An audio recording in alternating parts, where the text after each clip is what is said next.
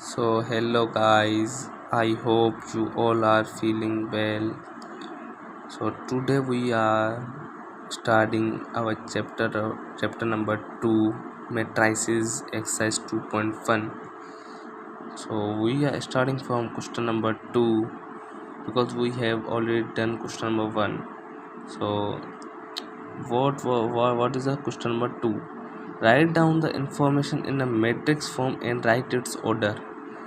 ये हमसे पूछ रहा है क्वेश्चन नंबर 2 में कि ये हमें इसमें बताना है कि इसके कितने ऑर्डर्स है। ऑर्डर्स मतलब रो एंड कॉलम्स, कि इसके कितने रोज़ हैं और कितने कॉलम्स हैं। तो ये हमें क्वेश्चन नंबर 2 में बताना है। तो हमें कैसे पता चलेगा? ये हमारे पास जो होती है, ये जो यहाँ से यहाँ तक जाती है, ये है रो, और ये हमारे पास होती है कॉलम।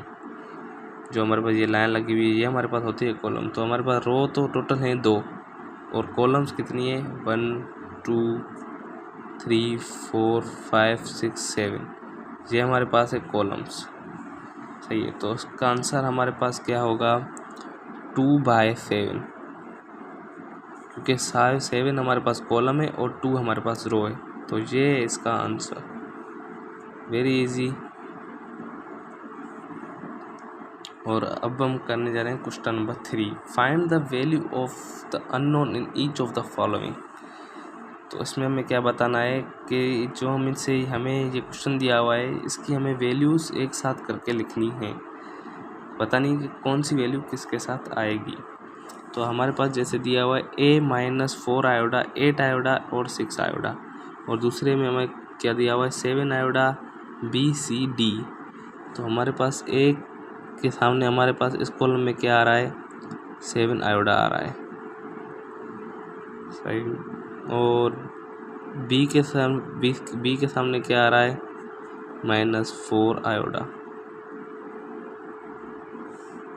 करेक्ट। और सी के सामने हमारे पास क्या आ रहा है? 8 आयोडा।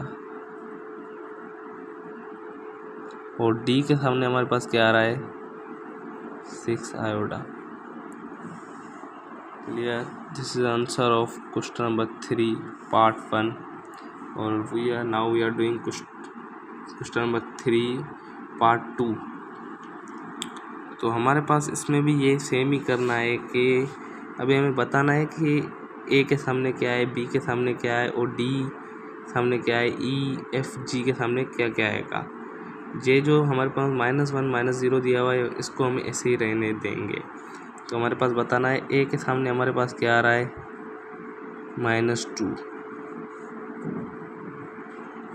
और बी के सामने हमारे पास क्या आ रहा है? -4। सी के सामने हमारे पास क्या आ रहा है? 7।